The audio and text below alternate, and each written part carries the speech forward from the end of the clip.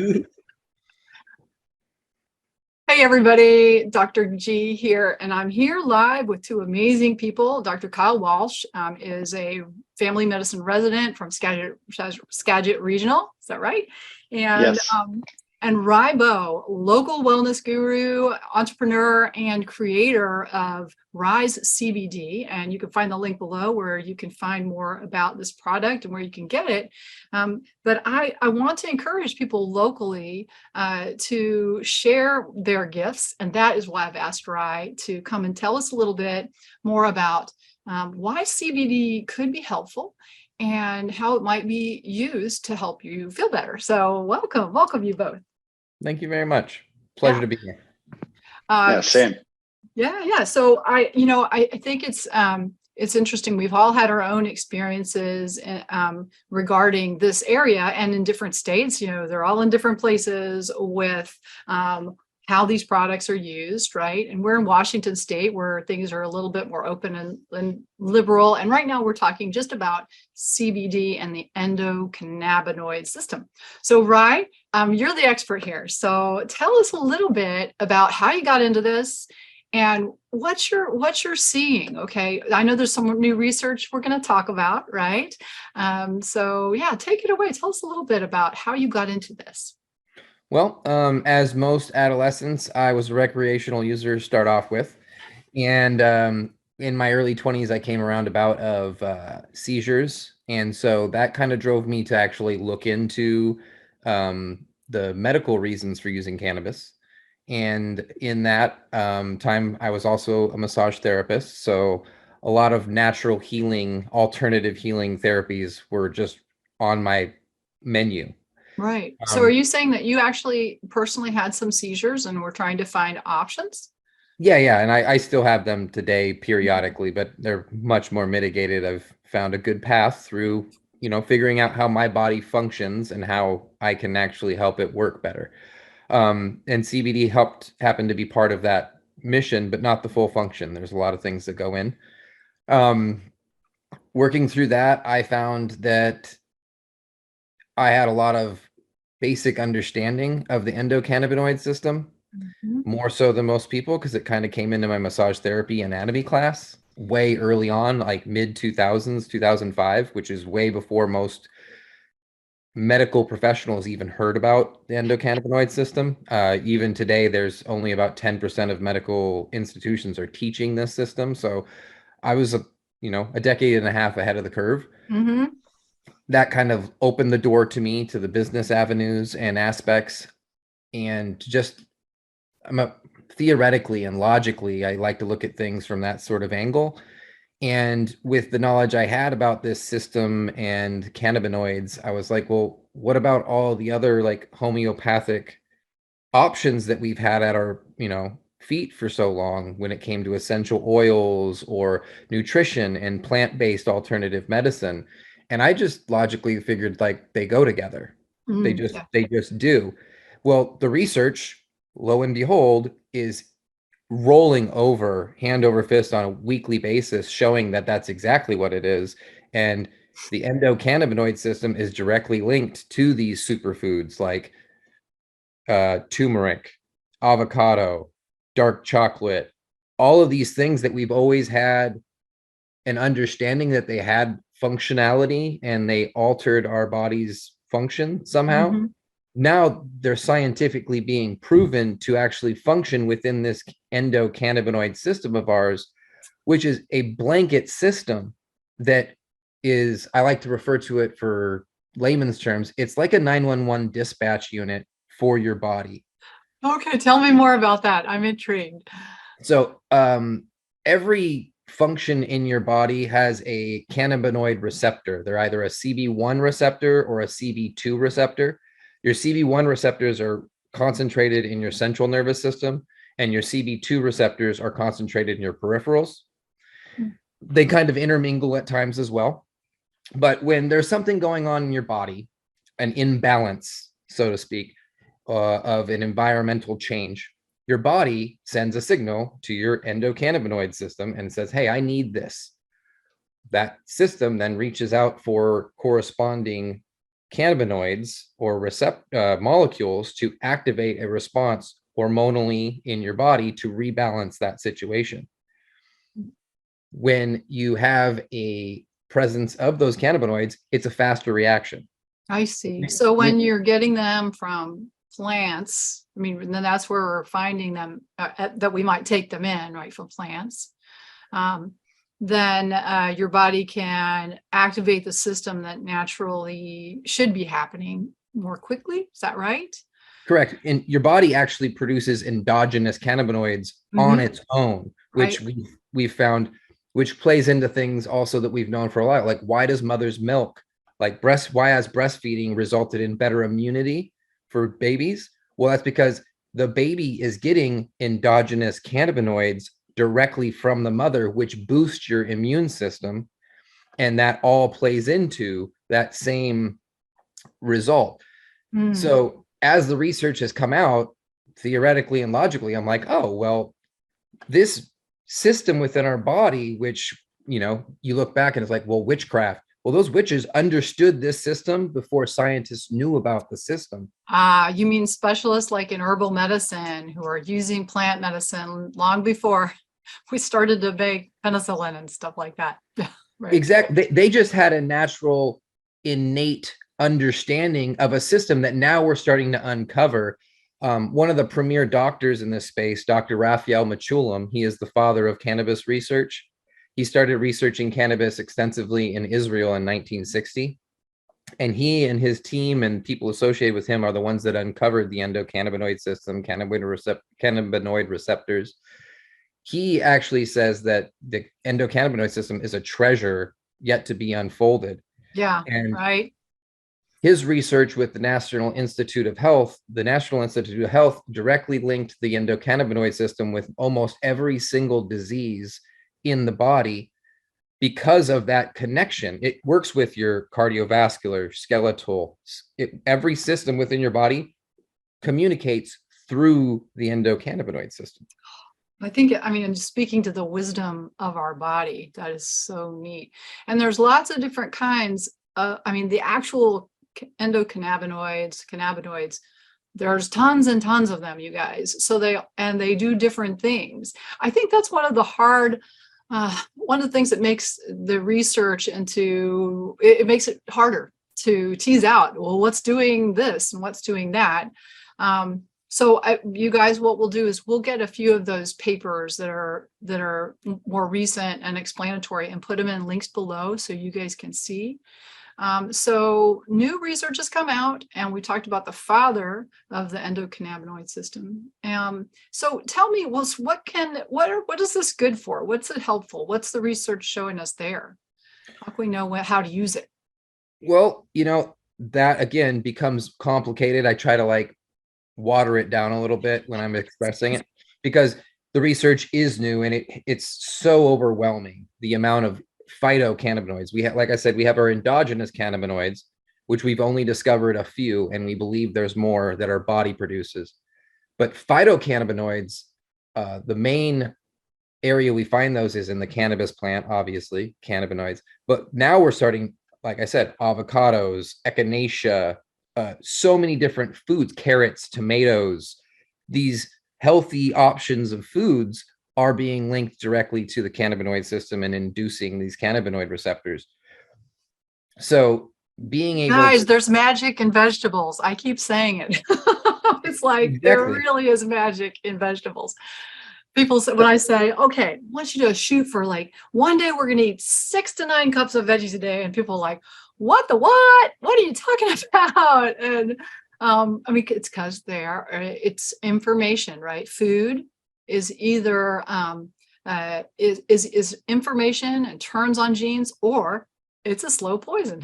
So this is so interesting. Well, okay, so you're talking a little bit about where we're finding it in nature, right? The cannabis plant and some of these superfoods we talked about. Okay. All right. Yeah.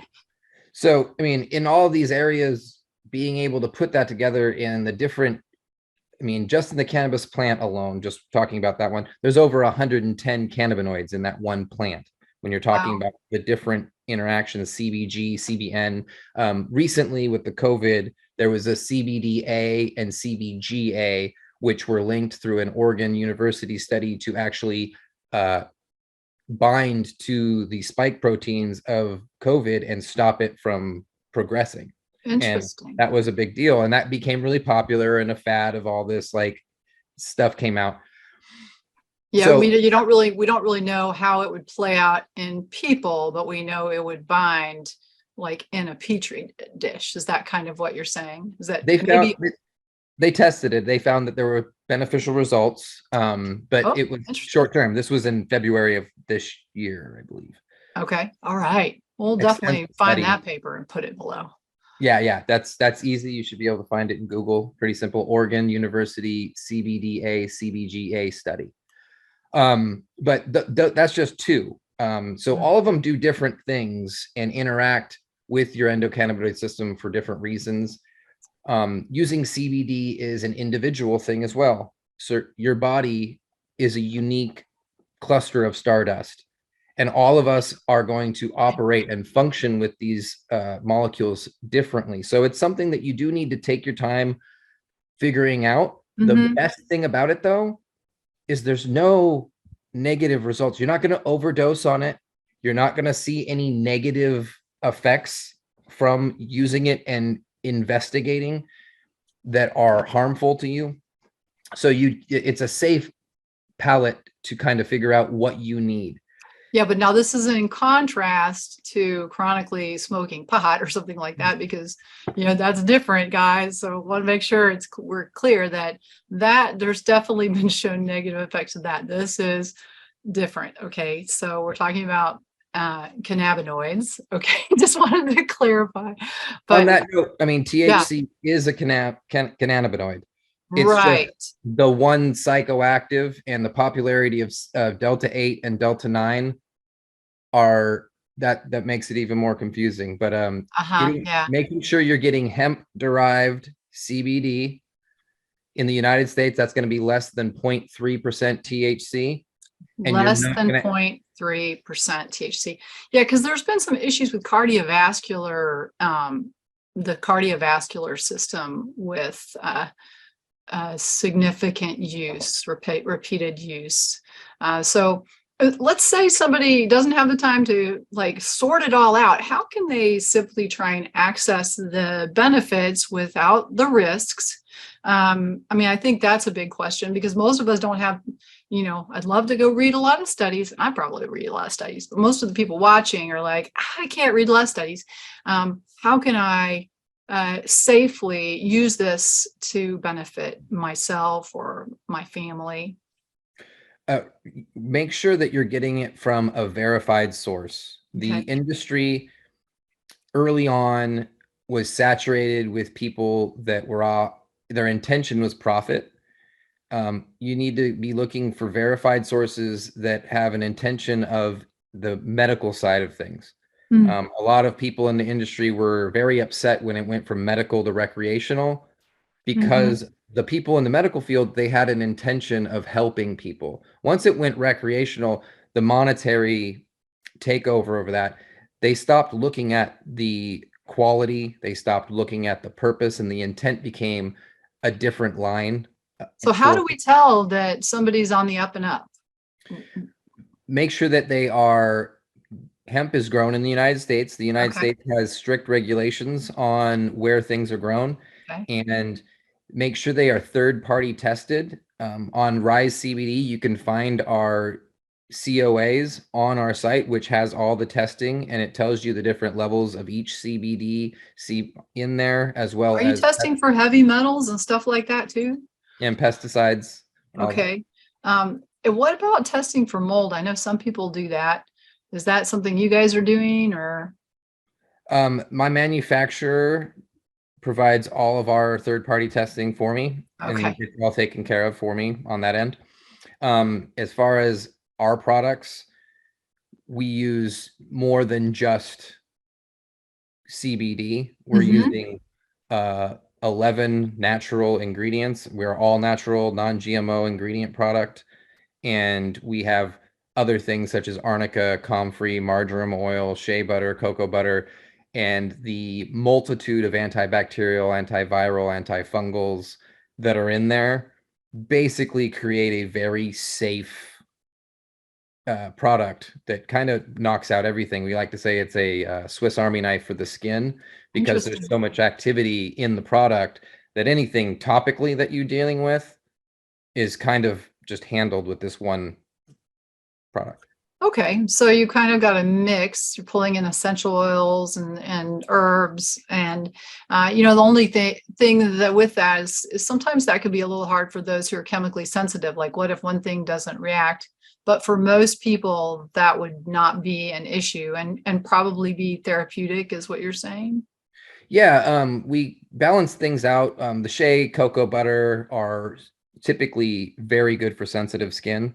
And the majority of the formulation is based in like olive oil, coconut oil, shea butter, cocoa butter, beeswax. So you could eat it? Not recommended. I mean, that's a good test. Well, because we absorb it all through our skin, right? Yeah. But okay, so it's not recommended to eat it, you guys. There are studies around arnica and comfrey ingestion, and there is a monicum of those ingredients. It's negligible on a difficulty level, but we don't recommend it, just to stay safe and on the up and up. Right. Yeah, great. So okay, why might I put Rise CBD on my skin, on my where would I apply it, and what would I be looking to see? Again, Swiss Army knife for the skin. Your entire body, any area of skin, everywhere.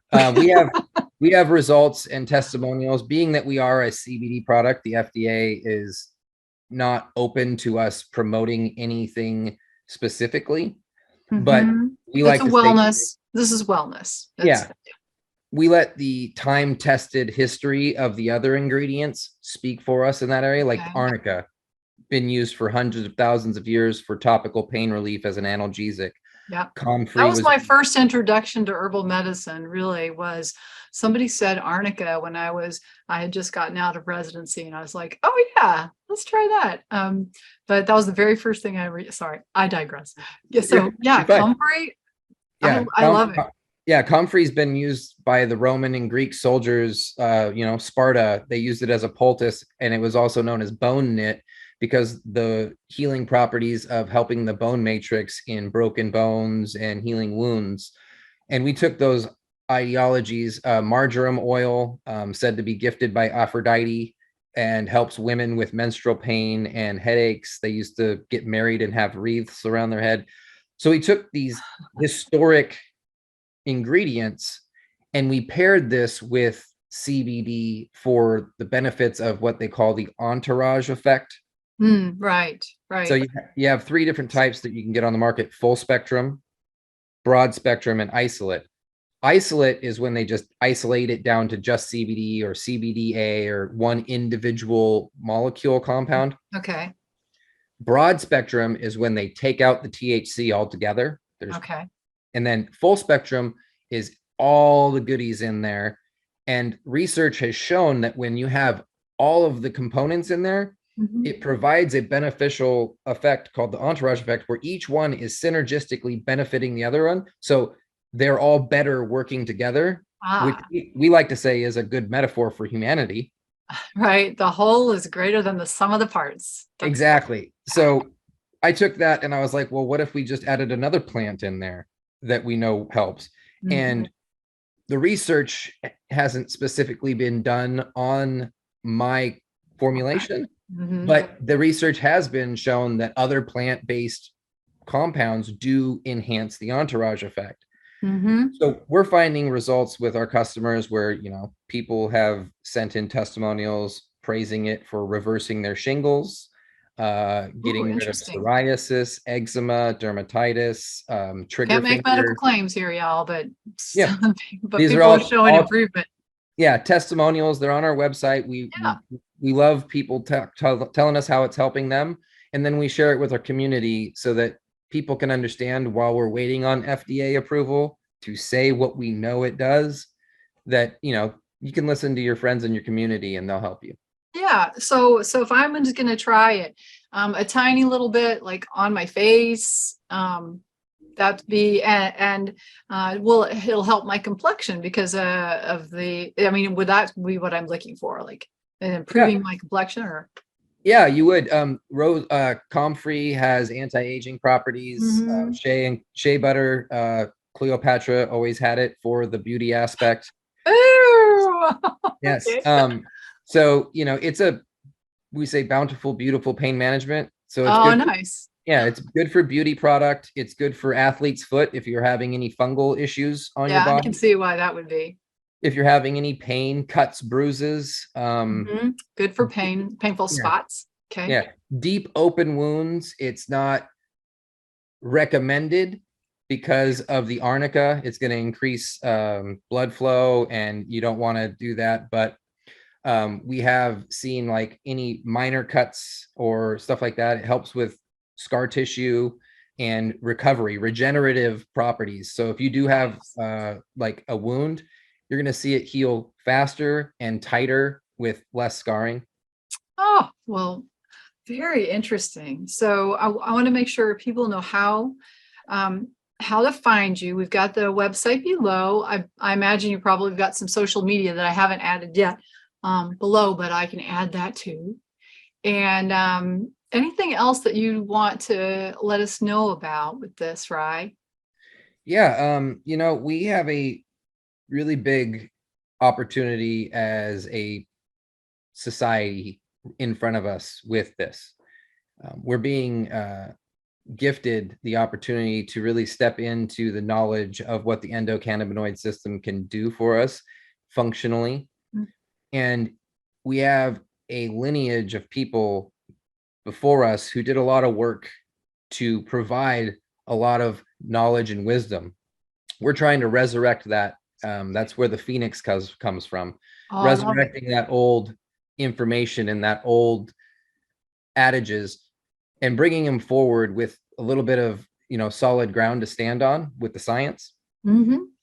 And we also have people such as Thomas Edison. I believe in 1901 he said in the future doctors won't be prescribing drugs, they'll be prescribing diet and activity and lifestyle changes. Right now man. we're at the beginning of that really becoming a valid movement around how we look at our health. And Rise CBD wants to be a part of promoting that. We say we have 3 pillars: elevate with education, alleviate with application, and strengthen with community. So we'd like to bring people in. Let us know what you think. Any information. We're not perfect. We don't know everything, but if you provide us something, we can hopefully add that to our product and add that wisdom to things we create in the future so that other people can be helped and we can move forward as a society better, faster, stronger, and more united. Well, I love that. Well, that's really why I wanted to talk with you because, we are in the same community and there are a lot of healers in the Pacific Northwest and of which, Dr. Walsh is also. Any questions or thoughts, Dr. Walsh, about endocannabinoids or CBD or anything like that? Yeah, one of my thoughts are, I see patients of all age ranges and just, are there any concerns with like a teenager if they walked into my office and say they were dealing with some sort of pain or aches, whether it was sports or growing pains, things like that? I'm turning to CBD, and what are your thoughts on that? That's one of my things is I'm trying to move there as regulations open up, being that we all have an endocannabinoid system and that we've already linked, breast milk to better immunity. There's no time in order to even get pregnant. Anandamide needs to be present with oxytocin in order for the fetus to even attach. So the endocannabinoid system is important from the very, very beginning. So it depends on one, the approach you're going to take and how you're going to administer it, whether it's a full spectrum, broad spectrum, or isolate, what you're trying to achieve with it, and the comfort level of who you're working with. Just being cognitive of that in today's society. I believe as we move forward, education becomes more prevalent and people start to have a better understanding, it's going to be an easier navigation for people to apply usage. But right now, just being cognitive of those things. But a teenager, broad spectrum, just avoid the THC, go with a broad spectrum option, and then let the parents decide whether or not they want to do something else, and just educate them on it. Because the full spectrum effect it's a major component. Having that little bit of THC, even the less than 0.3%, it's like having a puzzle and not having that one piece. So here, I'm sort of naive about all this. So how does that compare to like marijuana? Like, what's the THC? How much THC is in marijuana? I mean, it's kind of like, or can you give me an idea? Because I don't really know. Yeah, I can give you a background on it. This comes down to a lot of cultivation. Okay, right. Especially as Americans, we like to get inebriated. Like, how drunk can we get? How strong can we make the alcohol? Well, originally the cannabis plant, the levels of CBD to THC, it was more CBD in the plant than THC. Like in the 1960s, the weed they were smoking in the 60s, the highest you would find is 10% THC. Okay. And the CBD levels were higher. Well, we've altered it genetically. So now you're getting like 35% THC, 27% THC, and very little CBD in the marijuana options that we're taking. Okay. So we took what the plant was originally trying to give us and we flipped it on its head. Now, again, I think as research evolves and we start to listen to what nature was trying to gift us, we're going to start moving back in that direction. My ideology is that back in the day when Jamba Juice was doing wheatgrass in their smoothies, I think that CBD and the cannabis is actually not a drug at all. I consider it a nutrient, a vital nutrient, because we do have a system within our bodies. Our bodies wouldn't create endogenous cannabinoids if they weren't necessary. Yeah. Well, that's a that's a shift for me to think of it as a nutrient for sure. And those superfoods that you listed, I mean, I eat a lot of those guys. So maybe that's why I'm a happy person. Yeah, they find beta carotene is a major one. I have another Dr. Philip Blair is a big proponent of beta carotene. It's FDA approved, and you can find that in avocados and in hops and things like that. Beer. Oh my gosh.